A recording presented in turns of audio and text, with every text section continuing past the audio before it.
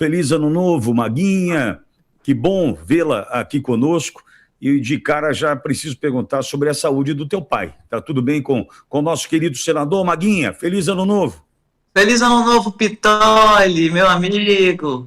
Que Deus te abençoe muito, te fortaleça nesse ano novo, para que você continue sendo essa voz tão preciosa para o Brasil, viu, meu amigo?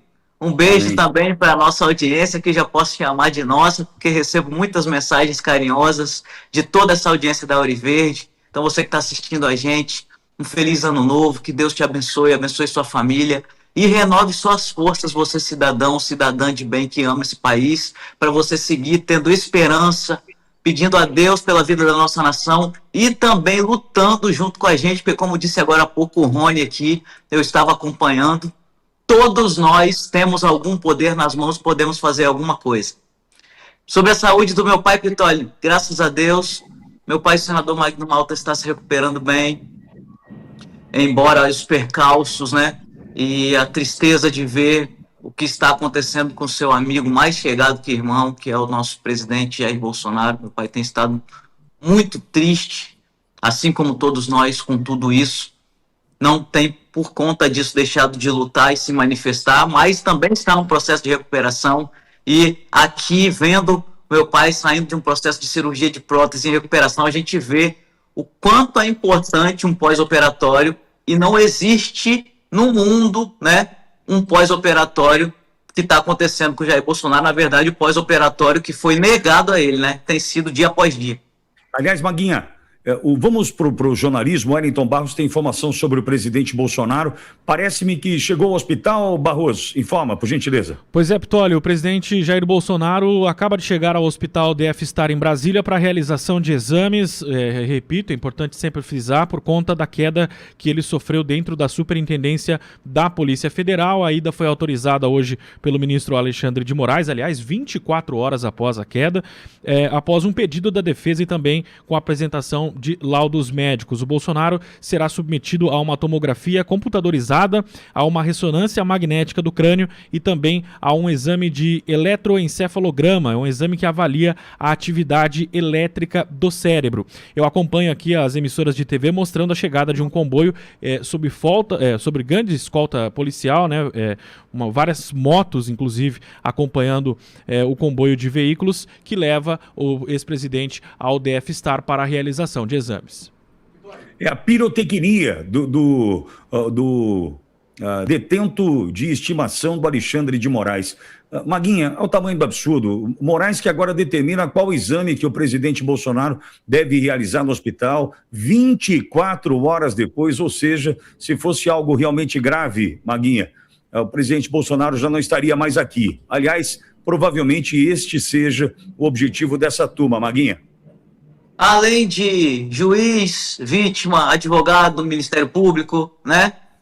Além de se arvorar para a posição de imperador do Brasil, ele agora também é doutor, né, Pitoli? É médico. É ele que sabe que tipos de exame alguém que tomou uma queda e bateu com a cabeça e tem as inúmeras comorbidades que o presidente Bolsonaro tem, é ele que sabe os tipos de exames que precisam ser feitos. Isso é uma brincadeira de mau gosto, é um escárnio que a gente está assistindo todos os dias com um homem que não cometeu crime algum, porque essa narrativa de golpe nunca se sustentou. Bolsonaro não estava no Brasil, golpe não se dá sem a presença de armas, de militares, não havia armas, haviam mulheres, homens, em sua grande maioria idosos, portando bíblias, terços nas mãos, bandeiras do Brasil, já sabemos de tudo. Pipoca, algodão doce, batom, tinha de tudo menos armas. Então, um golpe que nunca existiu, uma minuta que nunca apareceu. O presidente Bolsonaro encontra-se tendo todos os seus direitos humanos violados. Não era para ter, se existisse um processo de verdade, não era para estar no STF, porque ele era um cidadão comum, não tinha mandato no momento.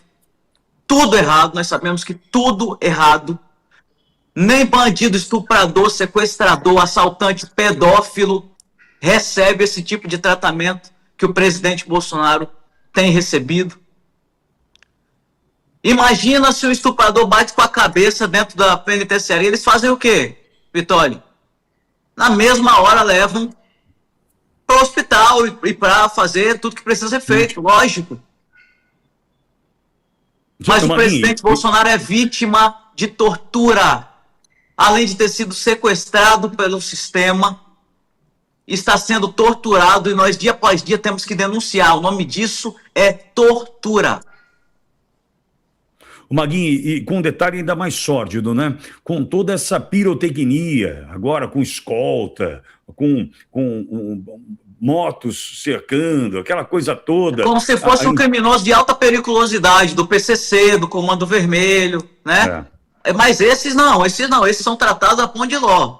Esses têm de tudo, né? Tem esse presidiário no Brasil condenado por lavagem de dinheiro, né? Por corrupção, que hoje está na cadeira da presidência e tinha todas as regalias possíveis quando esteve na Polícia Federal de Curitiba. Maguinha, voltando à questão do teu pai, você vai entender que eu vou ligar as situações aí. Teu pai, na semana passada, esteve em Brasília participando daquela coletiva na última segunda-feira do ano.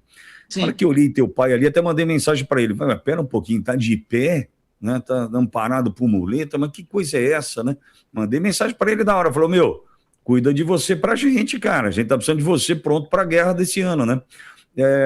O que rola nas conversas com teu pai em relação ao que nós estamos acompanhando? Porque desde cedo, Maguinha, a audiência vem cobrando o posicionamento do parlamento. A gente sabe que se for contar com o Hugo Mota e Alcolumbre, perdemos o jogo, né?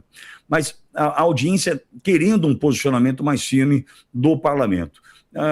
Do que se ouve aí na tua casa, isso vai acontecer em algum momento ou a gente hoje, de fato, tem um parlamento nas mãos de Alcolumbre e Hugo Mota fraco ao ponto de estar de joelhos para o Supremo? Olha, na semana passada também, um dia antes de sair da Brasília para participar dessa coletiva, é bom que se diga que meu pai foi mais uma vez sem liberação médica, né? Porque não tem liberação dos seus médicos para fazer esse tipo de estripulia, já que está em um processo delicado pós-operatório de cirurgia de prótese no joelho. Meu pai tem comorbidade de uma lesão na medula, né? Então, muitas coisas envolvidas, mas, como sempre, contrariou a todos nós, inclusive a família, e foi. Um dia antes de sair da Brasília, o senador Magno Malta entrou com um requerimento no Senado, você deve, e a sua audiência deve ter visto isso também. O senador Magno Malta entrou com um requerimento no Senado pedindo o fim do recesso parlamentar. Pedindo o fim do recesso parlamentar, dado a gravidade dos fatos envolvendo toda essa questão do Banco Master, pedindo urgentemente a volta do recesso parlamentar para que, então, pudessem ser instauradas de imediato as investigações cabíveis com relação a esse caso do Banco Master, que tem a esposa do ministro Alexandre de Moraes com um contrato de 129 milhões com o Banco Master, que tem toda uma teia que vai pegar essa galera toda desse colui que a gente já sabe. Então, tudo que eles não querem é investigar. Mas, na prerrogativa de senador, o que estava ao seu alcance foi feito. Estou falando aqui pelo senador Magno Malta, que é meu pai, e eu acompanhei de perto esse processo. Entrou com um pedido de requerimento para a mesa do Senado para dar fim ao recesso parlamentar imediatamente. Davi Alcolumbre vai fazer isso? Como você mesmo já disse, não temos os presidentes da casa. Agora, é fato que se nós tivéssemos no Senado, se nós tivéssemos na Câmara, maioria esmagadora de conservadores de verdade, nós teríamos força para colocar o pé na porta, porque, infelizmente, nesse caso que nós estamos vivendo hoje, mas felizmente também, porque isso é democracia, o parlamento só funciona com maioria. Para as coisas andarem no parlamento, precisa-se ter maioria. E, infelizmente, nós não temos. O que nós estamos vendo no Senado é um absurdo de pessoas frouxas, acovardadas, pessoas que Alexandre de Moraes, que Dias Toffoli, que aqueles ministros do STF têm nas mãos. Gente comprometida, gente suja, gente que está sem dormir do rombo do INSS. Gente que agora está sem dormir com medo de seus nomes aparecerem, porque vai aparecer, em todo esse colúrio que envolve o Banco Master e o Vorcaro. Então eu entendo a população, também me sinto assim, mas precisamos bater nessa tecla. Não há maioria de conservadores no Congresso Nacional, nem no Senado e nem na Câmara. E nós, população, não podemos mais nos dar o luxo de sermos enganados em período de eleição. Já estamos em 2026, esse é um ano que essas mesmas pessoas que estão lá jogando contra os nossos interesses virão pedir o nosso voto. Sim. E nós precisamos fazer a nossa parte. Saber fazer a nossa parte, Pitoli. Todos temos responsabilidade nisso que estamos vivendo. Todos temos responsabilidade e temos que fazer a nossa parte. Como cidadã, eu me revolto muito de ver muitos lá que se elegeram usando o nome de Bolsonaro, não são capazes hoje de abrir a boca para sequer pronunciar o nome Bolsonaro. Quanto mais defender, quanto mais subir numa tribuna para falar verdades a respeito de Alexandre de Moraes, que é um violador de direitos humanos. Então, com um Senado desse, como é que nós vamos ter um presidente da casa? Se para eleger um presidente da casa precisa ter maioria. Esse é o ano de nós fazermos realmente, nós darmos o pontapé inicial para iniciarmos a mudança que nós tanto queremos no Brasil. É o que eu tenho para dizer. Maguinha, agora uma dúvida. Você tem andado pelo teu Espírito Santo aí, certamente ao lado do teu pai, sozinha também.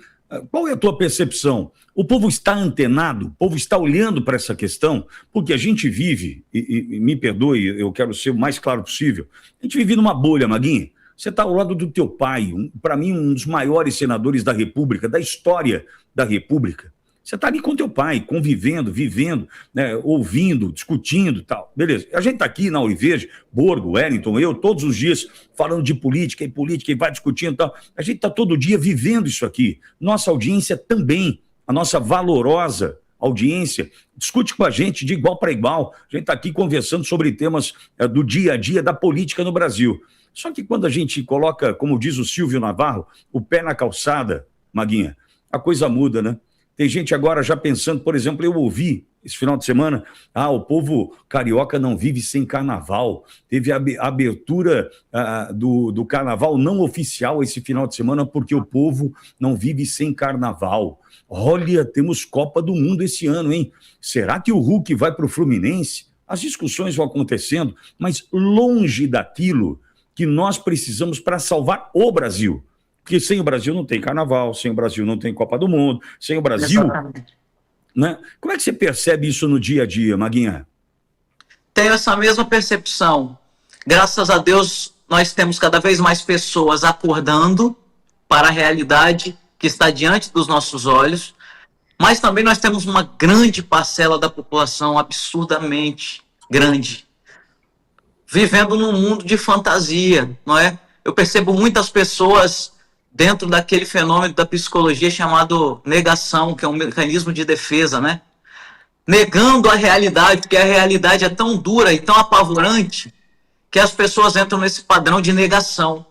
Então, dentro do padrão de negação, vamos festejar porque passou o Réveillon, agora vamos festejar porque está chegando o Carnaval. Vamos festejar porque está chegando a Copa do Mundo. E vamos negar toda essa problemática que está envolvendo o país. Uma outra grande problemática que envolve o país nesse momento são 95 milhões de pessoas vivendo de benefício. Do jeito que a esquerda gosta, né, Maguinha? 95 milhões de pessoas dependentes de um governo. Aliás, eu não sei no teu Espírito Santo. O Brasil tem 200 milhões de habitantes, como é isso? Então, mas Maguinha, eu não sei no teu Espírito Santo, mas conversando com amigos, né, Pernambuco, Ceará, Alagoas. Olha, é o vereador que marca consulta lá no hospital, na unidade de saúde, é o prefeito que marca a cirurgia, que se não for aquele prefeito, meu Deus. Aí vão, né, criando-se as dinastias, os clãs, e as dependências, né? Eu não sei no teu Espírito Santo, mas... Essa é a esquerda. Aqui no estado do Espírito Santo a mesma coisa. E temos um governo de esquerda que quer aparelhar tudo. Inclusive, eu achei ótimo nós falarmos nisso. Ontem, dia 6 de janeiro, sabe o que aconteceu aqui no estado do Espírito Santo? O Conselho de Educação publicou uma resolução entregando a educação das escolas do campo nas mãos do MST. Como assim? Eu vou ler para você, abre aspas. As equipes pedagógicas responsáveis pela educação do campo das secretarias de educação estadual e municipais deverão apropriar-se da pedagogia do movimento MST. Não, mas, Maguinha, o documentário que MST, puxa vida, do Brasil Paralelo, me esqueci o nome do documentário agora, MST... Bom, enfim, o documentário mostra que é uma escola que só tem ideologia, forma... Só, é lógico. Guerrilheiros, forma... Mas é o mesmo aparelhamento que eles fazem nas escolas da cidade, querendo ideologizar tudo, querendo transformar erotização das nossas crianças em educação. No campo, eles fazem via MST. Essa é a resolução 9096 de 2025, publicada ontem, 6 de janeiro de 2026. Essa resolução do Conselho Estadual da Secretaria de Educação do Espírito Santo trata das diretrizes operacionais para escolas do campo. É o governo entregando a educação do campo nas mãos do MST. Maguinha. O governo comunista. Maguinha, MST Terra Prometida é o nome do documentário do Brasil Paralelo. Se você ainda não assistiu, Maguinha, tá feito o convite. Eu já vi alguns trechos. Ah, mas vale a pena, sabe por quê, Vale Maguinha? a pena. Trata exatamente da questão da educação. Pitoli, o que aconteceu? O deputado Lucas Polezi do PL, deputado estadual Lucas Polezi do meu partido aqui no Espírito Santo, vem fazendo um duro enfrentamento já há bastante tempo. E ontem, o que ele fez? Acionou o Ministério Público para derrubar esse texto. E também entrou com um projeto de decreto legislativo na Assembleia Legislativa do Espírito Santo para poder, através desse PDL, também derrubar esse texto. O vereador de Vitória, da capital do Espírito Santo, Dácio Bracarense, do PL, também do meu partido, entrou também na justiça para derrubar liminarmente esse texto. Porque nós não podemos aceitar uma coisa desse tipo. E eles vão fazendo isso sorrateiramente. O deputado Lucas Polezi tem inúmeros vídeos denunciando o que acontece. Se você vir os vídeos das formações pedagógicas Sim, já vi. do movimento, é uma festa comunista. É morte ao capitalismo daí para lá. Um grupo terrorista que prometeu ir lá lutar para defender Maduro. Estou esperando eles chegarem lá, na Venezuela. Sala de estudos Che Guevara. Sala de estudos Hugo Chávez. É assim que funciona. É assim. Sem terrinha. O sem terrinha. É exatamente, exatamente. Militância. Militância. Como a Constituição diz que os alunos têm que ter direito à ampla educação. Como é isso? Ideologizar a educação das nossas crianças. Todos os dias eles fazem isso, eles aparelharam o sistema de educação, nós sabemos, não é de agora. Mas agora eles estão regulamentando através de canetada, né? Porque um conselho de educação nem tem prerrogativo para fazer uma coisa dessa. Mas é esse o Brasil que nós estamos vivendo. E se nós não despertarmos, e aí a gente fala para a audiência, se nós não despertarmos de que temos nossa parcela, se todos nós não entendermos o tamanho da responsabilidade individual de cada um, nós não vamos mudar esse quadro nunca. É fato que a gente se revolta com um Congresso omisso de frouxos que nós temos hoje. Mas também é fato que fomos nós que colocamos essas pessoas lá e há que ser feita essa reflexão.